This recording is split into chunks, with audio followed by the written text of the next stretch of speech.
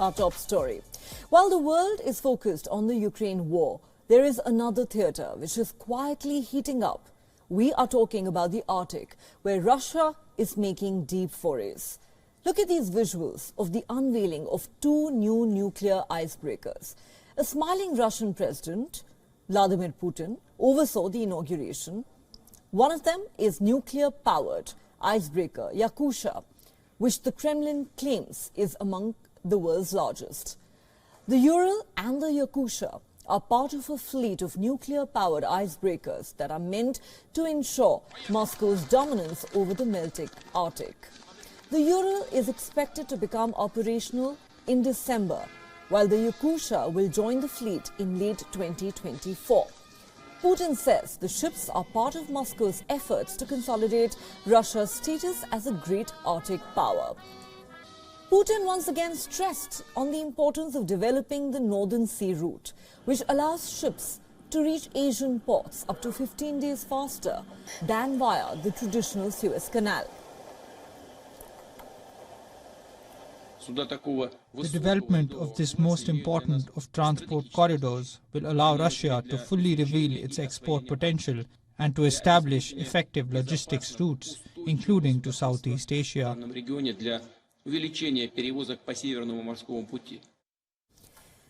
Moscow has, for years, heavily invested in the route. But Russia's offensive in Ukraine and subsequent Western sanctions have given new urgency to plans to redirect energy exports to Asia. The vessels are expected to be a game changer for Russia's use of the Arctic. Transit in the eastern Arctic usually ends in November, but Moscow is hoping these icebreakers will help it make use of the route, as it is likely to become more accessible all year round due to climate change. Now, the regions of the Arctic Ocean are teeming with resources. There are competing claims between Canada, the United States and Russia. The US Geological Survey estimates the Arctic holds 13% of the world's undiscovered oil and a third of its undiscovered natural gas. But it's not just energy and trade routes on Putin's mind. Russia has steadily beefed up its military presence in the Arctic in recent years, reopening and modernizing several bases and airfields abandoned since the end of the Soviet era. Now, these are images of a recent military exercise in the Kola Peninsula. This region serves as home to Russia's Northern Fleet headquarters. It hosts Moscow's most advanced Arctic land, air and naval assets, and most importantly, its nuclear arsenal and second strike capabilities.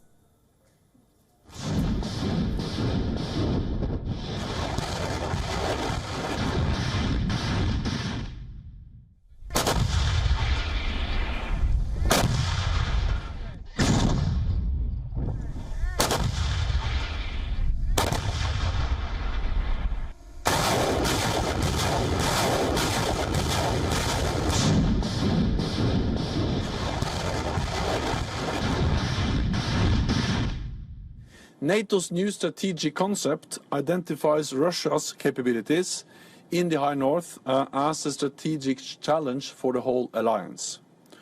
Russia has set up a new Arctic command. It has opened hundreds of new and former Soviet-era Arctic military sites, including airfields and deep-water ports. Russia is also using the region as a testbed for many of its new novel weapon systems. And there are enough reasons for the West to be alarmed. Russia's bases inside the Arctic Circle outnumber NATO's by about a third. Since 2005, Russia has reopened tens of Arctic's Soviet-era military bases, modernized its navy and developed new hypersonic missiles designed to evade US sensors and defenses. Experts say it would take the West at least 10 years to catch up with Russia's military in the region if it chooses to do so. Russia has started sending long-range bombers back over the Arctic towards North American airspace in recent months after a brief pause in the initial weeks after launching its special military operations in Ukraine. Russian submarines are also operating off the Atlantic coast and the Pacific coast to demonstrate its strategic capabilities. With Moscow adopting a much more competitive stance in the Arctic, the only option for the West is to match the Russian moves by shoring up its defenses and deploying more assets to maintain the balance of power as the ice curtain slowly lifts in the Arctic.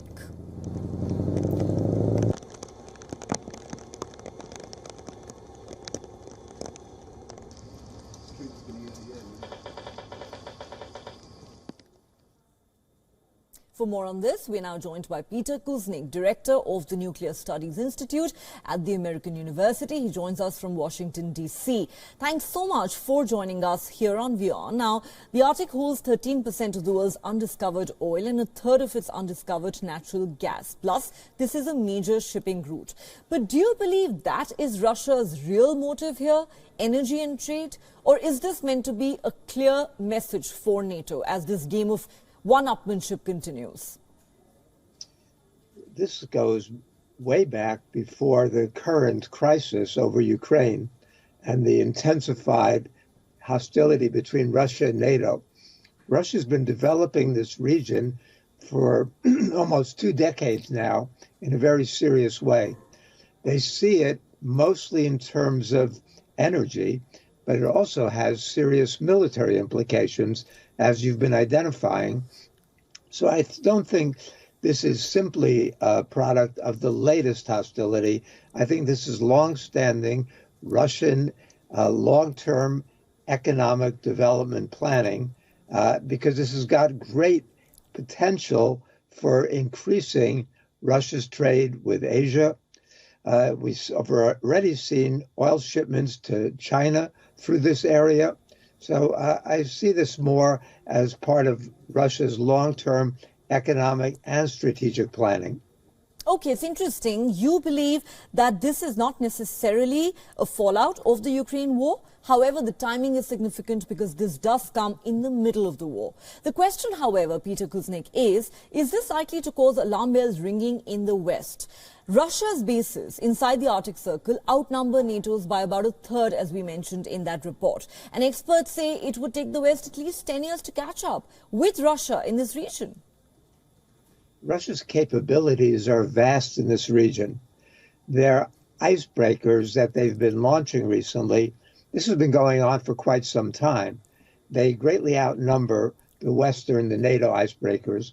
You have to remember that Russia is officially the chair of the Arctic Council this year. However, Russia is the biggest, but then the next 7 members of the Arctic Council are either members of NATO or, like Sweden and Finland, apparently about to become members of NATO. And they have been boycotting the Arctic Council meetings that Russia is supposed to be chairing. So the tension certainly has increased in recent months because of the invasion of Ukraine. But the competition and the concern is longstanding, and Russia's planning is also longstanding. They're going to be bringing a superpowered nuclear ice cutter into operation in 2027 that has capabilities far beyond the ones that are just being launched today. So this is part of Russia's long-term planning. In the West, we like to think now of Russia as being militarily much weaker than we anticipated. But that's not the case in all realms. It is true that Russian troops have underperformed expectations in Ukraine. But when it comes to nuclear, the Russians have been planning since the U.S. pulled out of the anti-ballistic missile treaty back in 2002. The Russians have been modernizing their nuclear arsenal. It was on March 1st, 2018, in Putin's State of the Nation address, that he announced that Russia now has 5 new nuclear weapons, all of which can circumvent U.S. missile defense. So as with the Arctic, this is part of Russia's long-term planning. Yes, there are signs that they're planning that the reality does not meet up with what it looks like on paper, perhaps.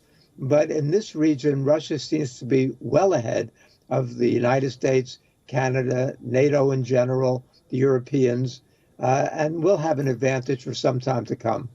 Okay, interesting. This is part of Russia's long-term plan, and Russia has a distinct advantage over its adversaries in this region. But could the Arctic, in a sense, be a new battlefield between Moscow and NATO as the Ukraine war rages on? We will find out. Peter Kuznick, thanks so much for speaking to WION. Thank you.